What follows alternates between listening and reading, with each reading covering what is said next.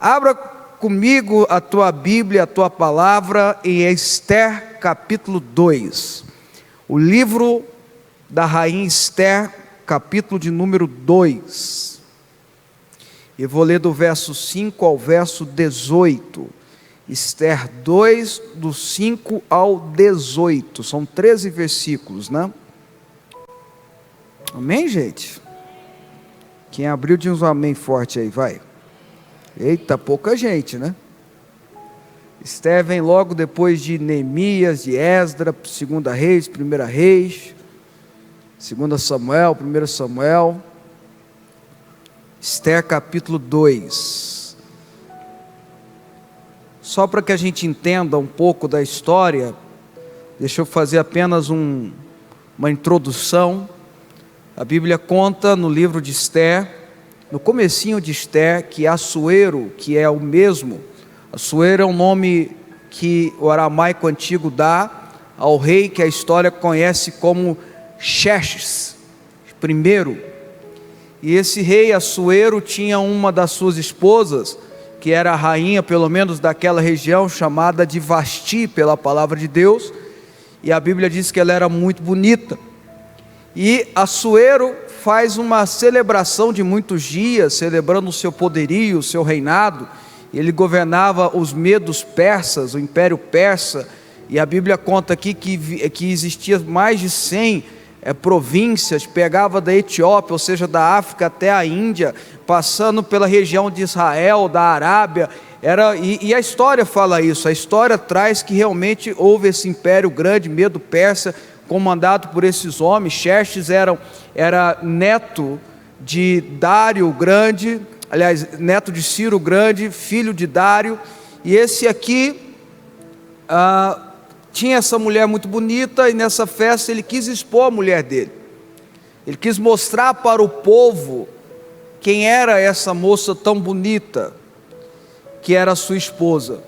Então ele manda os eunucos do palácio trazê-la para fazer essa exibição, bem misógina mesmo, bem difícil, e ela recusa.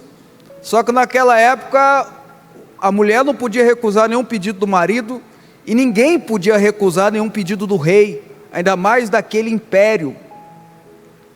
E ele fica extremamente ofendido com isso, não só ele, como seus príncipes, seus conselheiros, e todos aconselham que ele destitua, Vasti como rainha, divorcie-se dela, mande ela para o exílio e escolha entre moças novas, virgens, bonitas, que viviam no seu império, uma nova rainha. Esse é o contexto. E a Bíblia conta a partir, depois dessa introdução bem rápida, que eu fiz bem resumida, a Bíblia começa a descrever no verso 5, por favor leia comigo. Ora, na cidade de Suzã, que era a capital do império, havia certo homem judeu, benjamita, chamado Mordecai, filho de Jair, filho de Semei, filho de Quis, que fora transportado de Jerusalém com os exilados, que foram deportados com Jeconias, rei de Judá, a quem Nabucodonosor, rei da Babilônia, havia transportado. Ele criara a Hadassah, que é Esther, filha de seu tio, a qual não tinha nem pai nem mãe, era jovem, bela, de boa aparência e formosura. Tendo-lhe morrido o pai e a mãe, Mordecai a tomara por filho, adotara ela como filha. Em se divulgando, pois, o mandato do rei e a sua lei, ao serem ajuntadas muitas moças na cidade de Suzã, sobre as vistas de Hegai, levaram também Esther à casa do rei, sob os cuidados de Hegai, guarda das mulheres, que era um chefe dos eunucos. A moça lhe pareceu formosa, e alcançou favor perante ele, pelo que se apressou em dar-lhe os ungüentos e os devidos alimentos, como também 7 jovens escolhidas da casa do rei, e a fez passar com as suas jovens para os melhores aposentos da casa das mulheres. Verso 10. Esther não havia declarado ao seu povo, nem a sua linhagem, pois Mordecai lhe ordenara que não o declarasse. Verso 11. Passeava Mordecai todos os dias diante do átrio da casa das mulheres, para se informar de como passava Esther e de que lhe sucederia, E chegando o prazo de cada moça vir ao rei Assuero, depois de ter tratado segundo as prescrições para as mulheres por 12 meses, porque assim se cumpriu os dias do seu embelezamento, 6 meses com óleo de mirra, e 6 meses com especiarias, e com perfumes, e ungüentos, de uso entre as mulheres. Então é que vinha a jovem ao rei, e a ela se dava o que desejasse, para levar consigo da casa das mulheres para a casa do rei. À tarde entrava, e pela manhã tornava a segunda casa das mulheres, sobre a vista de Zaagás, eunuco do rei, guarda das concubinas. Não tornava mais ao rei, salvo se o rei o desejasse, e ela foi chamada pelo nome. 15. Esther, filha de Abiail, tio de Mordecai, que a tomara por filha, quando lhe chegou a vez de ir ao rei, nada pediu além do que disse Hegai, eunuco do rei, guarda das mulheres. E Esther alcançou favor de todos quanto haviam. Assim foi levada Esther ao rei Assuero, à casa real, no 10º mês, que é o mês de Tebete, no 7º ano do seu reinado, 17 e 18. O rei amou Esther mais do que todas as mulheres, e ela alcançou perante ele favor e benevolência mais do que todas as virgens. O rei pôs-lhe na cabeça a coroa real e fez rainha no lugar de Vasti. Então o rei deu um grande banquete a todos os seus príncipes e aos seus servos. Era o banquete de Esther. Concedeu alívio às províncias e fez presentes segundo a generosidade real. Graças a Deus pela palavra de Deus. Amém? Você pode dar um graças a Deus pela palavra de Deus? Glória a Deus. Irmãos, essa história é uma história bonita, uma história conhecida. Todo o livro de Esther, os 10 capítulos do livro de Esther, é muito conhecido, é um livro histórico, é um livro espiritualmente poderoso, é um livro muito estudado e muito honrado pelos judeus até hoje. Daqui veio o Purim, uma das festas mais importantes de Israel, que acontece geralmente no final dos anos. Eles não comemoram, os judeus na prática, os judeus de verdade, eles não comemoram o Natal, por óbvio. A festa de final de ano que eles têm é a festa do Purim, do Hanukkah, e depois do Purim, que se troca de presentes e tudo mais. E nesse texto bíblico, pelo menos na passagem do capítulo 2, nós podemos encontrar algumas outras figuras, outras simbologias que representam profeticamente a nossa vida, ou a vida da igreja do Senhor Jesus. Veja, todo o texto de Esther é um texto profético. Todo o texto de Esther, sobretudo o capítulo 2, é um texto profético para o nosso tempo, para o tempo do Novo Testamento. Eu explico.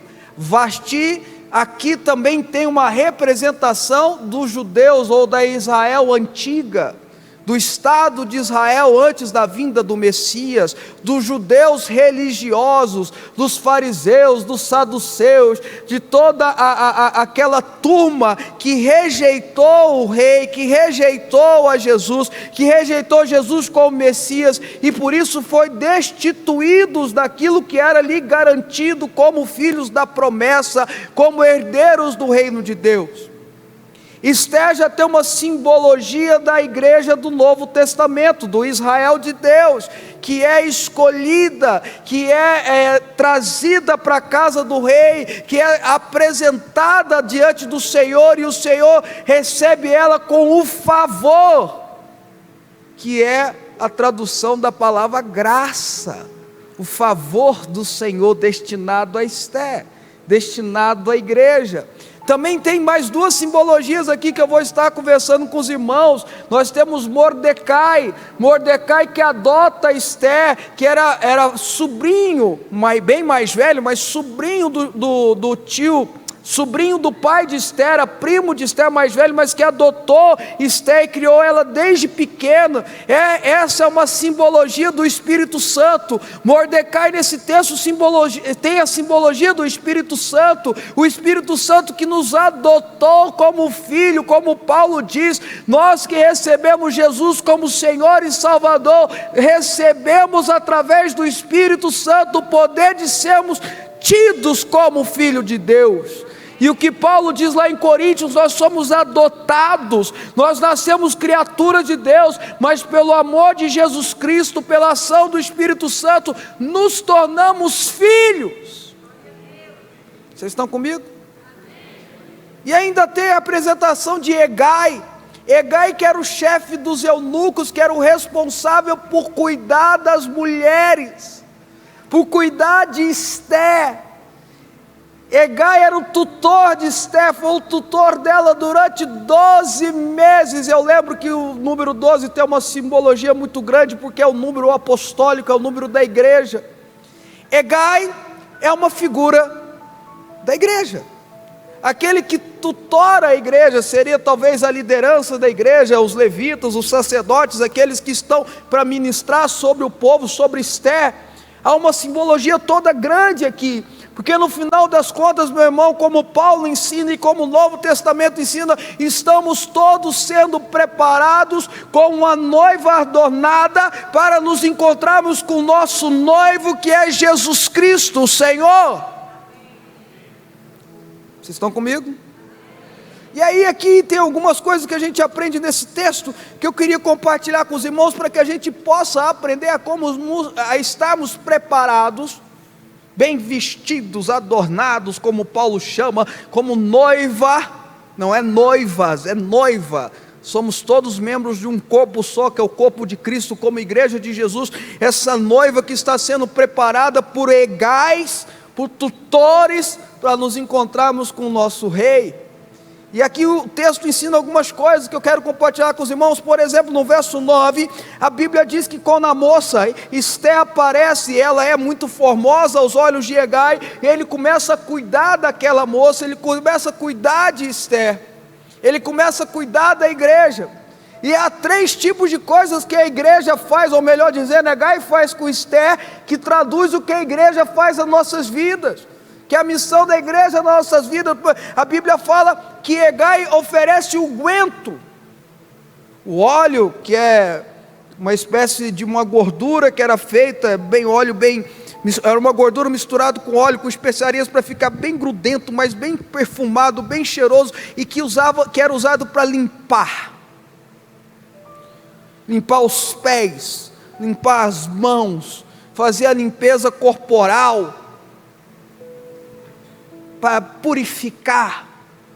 A igreja, ela ministra, Hegai, os tutores ministram sobre Esther, ministram sobre nossas vidas a limpeza que vem do Espírito Santo, a limpeza espiritual, isso através de uma disciplina de oração, isso através de uma disciplina espiritual, isso através de ensinamentos e discipulado que nos levam a ser limpos por esse unguento que vem do céu. Vocês estão entendendo, irmãos? Então a gente precisa vir para a igreja para ter uma limpeza espiritual em nossas vidas. Às vezes nós precisamos vir na igreja até para passarmos por um detox, para que tudo que é tóxico, tudo que nos contamina, tudo que suja o nosso coração, que suja a nossa alma, que suja a nossa mente, que perturba a nossa mente, que contamina a nossa mente, que polui a nossa mente, seja limpa. É o ambiente, é a ministração da música, é o discipulado, é o bom relacionamento, é o bom companheirismo. Vocês estão entendendo, irmãos? A segunda coisa que eu vejo nesse texto aqui é que Hegai, ele traz alimento para Esther.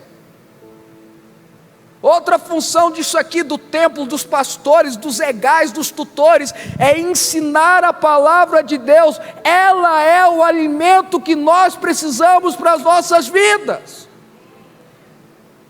Aprender da palavra de Deus, meu irmão, nenhum de nós conseguiremos viver a plenitude de Deus para nós, o propósito de Deus para nós, o projeto de Deus para nós, os sonhos de Deus para nós, se nós não aprendermos a palavra de Deus. Se nós não lermos, se nós não devorarmos, se a gente não comer a palavra de Deus, se a gente não procurar conhecer o texto, se a gente não procurar absorver o que está escrito na palavra de Deus, nós teremos dificuldade de sermos sustentados. É aquele ditado popular que tem aqui em nosso estado maravilhoso, que é Goiás, que diz que saco vazio não para de pé. Você já ouviu esse ditado? Quem já ouviu, faz assim. Saco quer dizer o quê? Tem que comer, porque se não comer fica meio grogue, não é assim, irmãos? É a mesma coisa, espiritualmente, se eu não como da palavra de Deus, se eu não como do maná que vem do céu, se eu não como dos textos sagrados, eu não vou parar de pé espiritualmente falando. Vocês estão entendendo, irmãos? E o princípio da palavra de Deus, do pão, do alimento, é o princípio do maná. O texto, olha o que a Bíblia diz do Antigo Testamento: o maná descia do céu, ele vinha do céu, não é da minha cabeça, vem do céu, não é do meu achismo, não é o que eu acho, não é o que eu penso, é o que Deus tem para me ensinar, é o que vem do céu de cima para baixo. E a Bíblia diz que o povo de Israel tinha que comer o maná no dia. Se ele deixasse o maná para o outro dia, apodrecia. Se deixasse o maná para o outro dia, dava bicho. O que isso quer dizer? A palavra de Deus que ele tem para você hoje, só serve para hoje.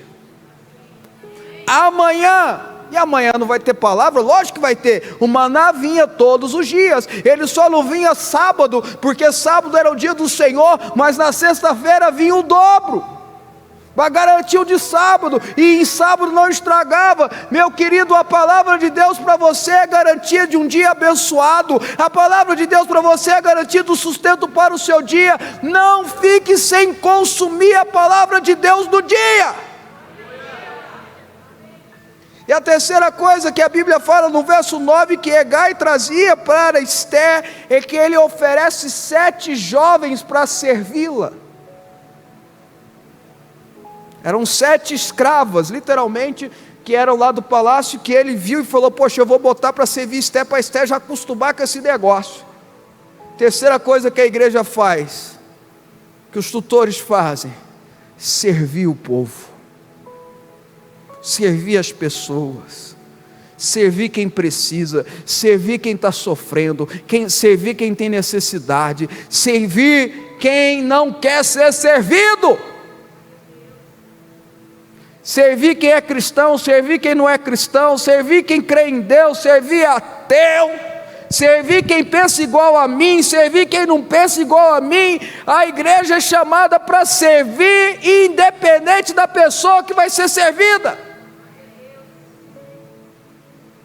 A gente ora por autoridade, mesmo não gostando da autoridade.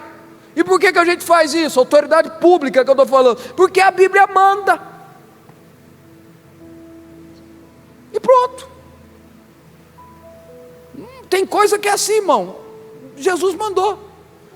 Outra coisa, Jesus mandou você perdoar quem te ofendeu. Ele não mandou você perdoar se ele te pediu perdão. Ele mandou você perdoar. Outra coisa, Jesus mandou, e a Bíblia fala: honra teu pai e tua mãe. Não fala honra teu pai e tua mãe, que são bons pais e boas mães. Honra teu pai. Se seu pai não prestou, não honra ele. A Bíblia não fala isso. Mas você não pode pregar isso, porque o meu pai foi tóxico. Meu filho, eu vou pregar a palavra, eu vou pregar a Bíblia. A Bíblia diz: honra teu pai e tua mãe. Não diz honra teu pai e tua mãe que são bonzinhos. Não diz honra teu pai e tua mãe que foram legais. Diz honra teu pai e tua mãe. A Bíblia diz: perdoa a quem tem ofendido. Perdoa quem merece perdão. E quem merece perdão? Todo mundo. Vocês estão entendendo? A igreja foi feita para servir. Se você é do corpo de Cristo, se você é essa Esther que está sendo aceita no Novo Testamento, se você é da graça de Deus, saiba que você precisa servir, você precisa amar ao seu próximo como a ti mesmo, você precisa cuidar das pessoas, independente se elas vão te honrar ou não. Ingratidão é algo difícil demais de suportar, eu sei. A ingratidão só tem esse poder porque você não espera dela, você não esperava ela. É ou não é? Ingratidão você não espera. Se você esperar que a pessoa vai aprontar com você, está tudo bem. Agora a ingratidão vem exatamente das pessoas que você não espera. E aí quando você pega a Bíblia, o que você depara com o texto sagrado? Não interessa. Eu sirvo porque Jesus mandou eu servir. Tem uma historinha, eu sempre, quando eu falo ela, eu lembro da bispa, porque a bispa é médica, e todo médico tem um juramento de Hipócrates, acho que eu falei certo. E tem uma história que diz que quando Abraham Lincoln foi assassinado, todo mundo sabe, o ex-presidente americano foi assassinado, considerado o maior presidente da história dos Estados Unidos. O rapaz que atirou nele, ele foge, mas troca tiro com os soldados, e um dos soldados atira na perna dele. E ele fugindo, ele é atendido por um médico. Ele chega num consultório médico, o médico trata a perna dele. Só que depois prendem ele é condenado à forca. Todo mundo que estava envolvido foi preso, foi julgado, foi condenado. Até a dona da pensão onde ele ficou hospedado. E prenderam o médico, porque o médico tratou a perna dele.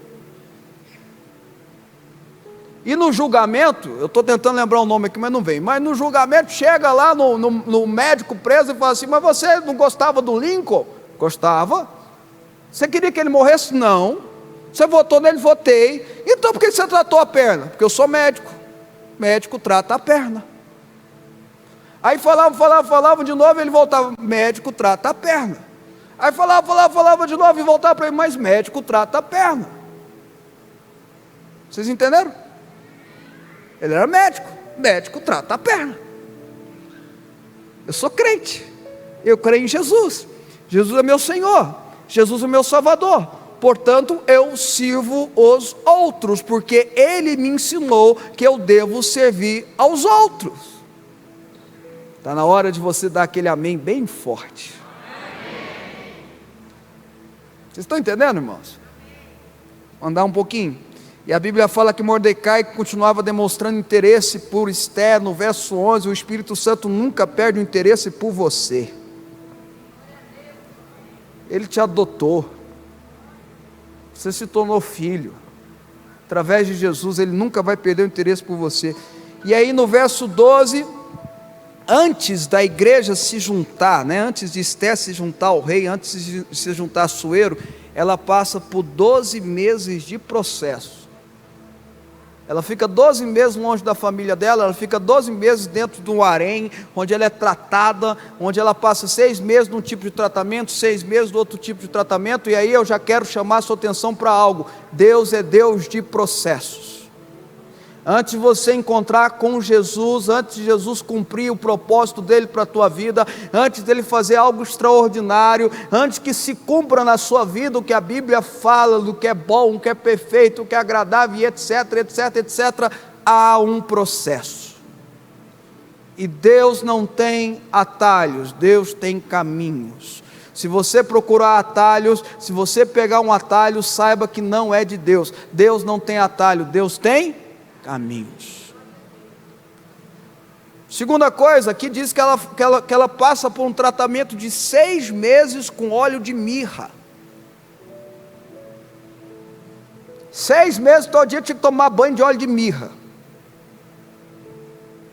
Óleo de mirra era usado para muita coisa, mas o principal, no Antigo Testamento, o óleo de mirra, e naquela época, era para curar, para tratar.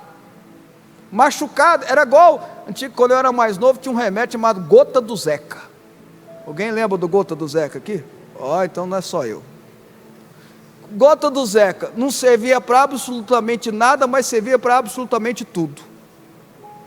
Vocês lembram disso? Tinha dor do estômago, gota do Zeca. Dor de cabeça, gota do Zeca. Unha encravada, gota do Zeca. Não era assim? Machucado, gota do Zeca. Então servia para nada e servia para tudo ao mesmo tempo. Mirra servia para tudo. Ficar doente, óleo de mirra. Passar mal, óleo de mirra. Cabelo caindo, óleo de mirra. Tudo, óleo de mirra. Então aqui tem um significado de cura. Só que cura física é Deus que faz, é milagre. Cura espiritual é Deus que faz também. Presta atenção, meu irmão. Antes de você ter esse plano maravilhoso, esse encontro com o rei, antes dele demonstrar o favor imensurável por você, ele quer te curar. as suas emoções, os seus sentimentos, o seu interior, a sua mente, o seu físico, aquilo que está errado, aquilo que te prende, o vício que você não dá conta de ser liberto, aquilo que te aprisiona, Ele quer te curar. E se for preciso demorar 6 meses, Ele vai derramar óleo de mirra sobre você durante 6 meses. E se for 1 ano, é 1 ano. E se for 2 anos, vai ser 2 anos. Porque Ele quer te curar. Eu falo alguma coisa aqui quando eu prego sobre milagres. Alguém que já ouviu eu pregar sobre milagres vai lembrar. O milagre é um item daquilo que Deus quer fazer na tua vida. Mas não é o propósito principal. O propósito principal de Deus na tua vida é te regenerar, é te redimir, é te salvar, é ligar você. Milagre é ligar você a Ele. Um milagre é apenas um detalhe.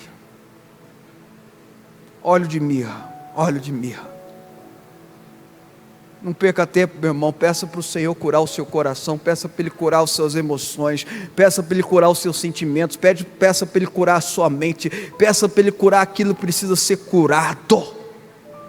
Tem gente que é ofendido Deus não ofendeu ele, mas ele se sente ofendido por Deus. É igual quando alguém chega para você e fala assim: fulano está com raiva de você, e você pensa, mas eu nunca fiz nada por ele. Isso acontece com o pastor direto, né, pastor Edson? Às vezes você fala: fulano está chateado com a gente. O que eu fiz? Não sei, também não. Às vezes tem gente que está chateado com Deus, está ofendido com Deus, e Deus não fez nada ruim por ele, mas ele transfere para Deus. Quando a gente está errado, quando a culpa é nossa, a gente gosta de transferir a culpa para alguém. Então a gente põe a culpa no pastor, a gente põe a culpa em Deus, a gente põe a culpa no cônjuge, a gente põe a culpa nos pais, a gente põe a culpa... Nunca a culpa é nossa, a culpa é de alguém, é do patrão. Então tem gente que põe a culpa em Deus. Eu vou te falar em nome de Jesus. Deus é soberano, Ele está acima de todas as coisas, e mesmo sendo soberano, mesmo estando acima de todas as coisas, mesmo tendo criado os céus e a terra e tudo que existe, mesmo sabendo tudo, Ele te ama e escreveu o seu nome na mão dEle. O quão Ele é apaixonado por você. Então mesmo que você ponha a culpa nele, Ele quer te curar. Mesmo que você ponha a culpa nos outros, Ele quer te curar. Mesmo que realmente você tenha sido ofendido por alguém, Ele quer te derramar sobre a sua vida óleo de mirra. E depois diz que ela se tratou com especiarias. E vai falando das especiarias. Era perfume, era unguento, era perfume destinado para as mulheres. Especiarias tem a ver com coisa que dá cheiro, coisa que dá gosto, coisa visível. Não sei de onde eles tiraram que tinha que colocar a moça, jogar a especiaria dela 6 meses, mas fizeram isso com ela. Agora eu vou tentar traduzir o espiritual aqui. É algo visível, algo que sente, algo que você sente o cheiro, que você vê, é a sua transformação exterior. Enquanto o óleo de mirra está falando de cura interior, as especiarias falam de transformação exterior. Ele te ama do jeito que você é. Ele te ama do jeito que você é. Ele te aceita do jeito que você é. Ele te aceita do jeito que você é. Mas Ele vai transformar você para você ser do jeito que Ele quer. Do jeito que Ele quer.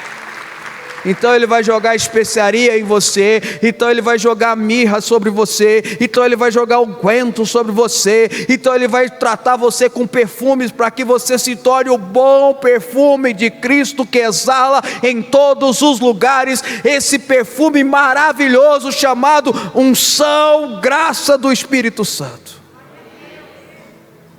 Tratou. E a Bíblia diz, terminando, no verso 15, que quando chegou a vez de Esté, toda mulher que ia lá encontrar com a Assuero podia escolher um presente para levar para ela, era um presente para ela. Então ela olhava lá, uma mulher já pensava: se o rei me rejeitar, vai sobrar o quê? Eu nunca mais vou poder me casar. Ela já ia direto para a casa das concubinas, então ela pensava, deixa eu ver, pegar esse negócio de ouro, vou levar comigo. Aí levava e já era dela depois, era um sustento para ela depois, era um combinado que eles tinham. Então outra escolhia diamantes, outra escolhia não sei o quê. Chegou na Esther, e aí você, Esther? Não vou levar nada. Isso é poderoso demais. Esther entendeu que a oferenda que o rei queria era ela. Eu vou me oferecer a ele. Eu não quero nenhuma garantia, eu não quero ouro, eu não quero nada, eu quero me entregar por completo. Sabe, meu irmão, sabe, minha irmã, para nós nos encontrarmos com Jesus, nós precisamos entender que nós somos a oferenda. Nós precisamos entender que Ele não quer outra coisa no seu nosso coração. Nós precisamos entender que Ele nos quer por completo, com integridade, por inteiro. Não é 90%. E com Deus não adianta tentar negociar, porque não tem negócio com Ele. Não adianta você falar, Deus, olha, você pega 50%, mas meu casamento manda eu, isso não existe. Ó Deus, pega aí 90%, mas deixa meu bolso de fora, isso não existe. Ó Deus, manda em mim 70%, o Senhor manda no jeito que eu crio meus filhos, manda no jeito que eu sou casado, manda no jeito aqui da minha chacrinha, mas no meu negócio o Senhor sabe que eu sou homem de negócio, então às vezes eu tenho que fazer uma coisa errada, assim, lá. Não existe isso não.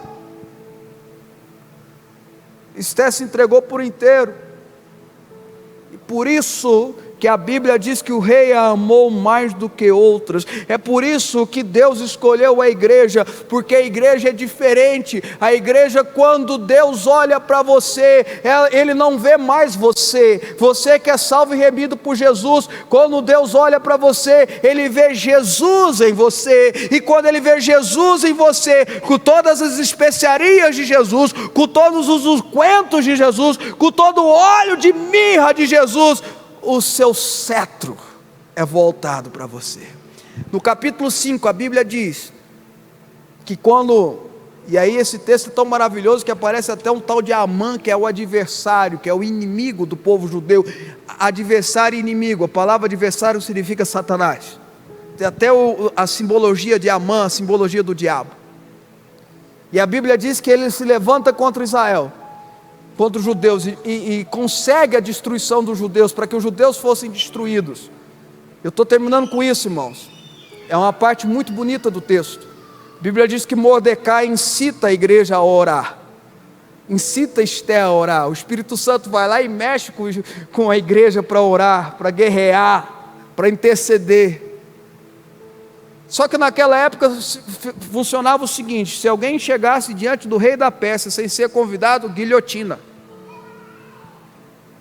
Se alguém chegasse diante do rei sem ser intimado, guilhotina. Mordecai, um dia eu mostro para você aqui, porque esse livro é maravilhoso. Mordecai, ele não era um pobre coitado, ele era nascido na Pérsia, o avô dele que veio com Jeconias. Mordecai fazia parte dos servos do rei, por isso que ele ficava na porta do palácio, porque todos os servos do rei, todo mundo que era da corte do rei tinha que ficar na porta do palácio, só podia entrar quando o rei chamasse. Os coitados passavam o dia todo na porta. Se o rei não chamasse, ia embora. Ai deles se o rei chamasse, eles não estivessem na porta. Então Mordecai fala: Esther, vai lá e intercede por nós. Esther fala: mas se eu for lá, faz 30 dias que o rei não quer saber de mim, ele não me chama, não mandou carta, não mandou bombom, não falou nada comigo. Às vezes parece que Deus não está interessado por nós, quando a gente quer interceder, quando a gente quer orar, e a gente fala: poxa, faz 30 dias que eu não recebo nada. Isso não quer dizer que a atenção dele não está voltada para você, muito pelo contrário. Eu provo agora.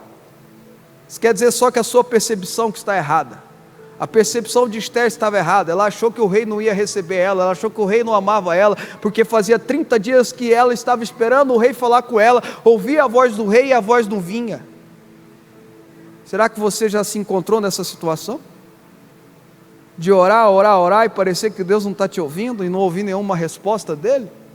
Enfim, a Bíblia diz que Esther toma coragem, a igreja tem que ser corajosa, toma coragem, vai diante do rei e fica lá diante da praça. Na hora que o rei olha para ela, talvez até o coração dela bateu forte, não por paixão, por medo mesmo, né? E a Bíblia diz que o rei estende o cetro, e ela toca no cetro. O cetro é o favor do rei, ela toca no cetro. Deixa Deus te mergulhar na mirra. Deixa Deus tratar o que está dentro de você, jogar as suas especiarias em você. Transforme-se, deixe de ser Hadassah e passe a ser Esther. Hadassah tinha um significado muito simples, Esther significa estrela. Hoje a gente sabe que foi Mordecai que mudou esse nome, porque Hadassah era muito hebraico, precisava de um nome mais persa, então põe Esther, que é estrela. Você vai brilhar, minha filha. Que coisa linda que tem esse texto é maravilhoso. O favor de Deus estará voltado a você, quando você permitir que o Espírito Santo mande na tua vida.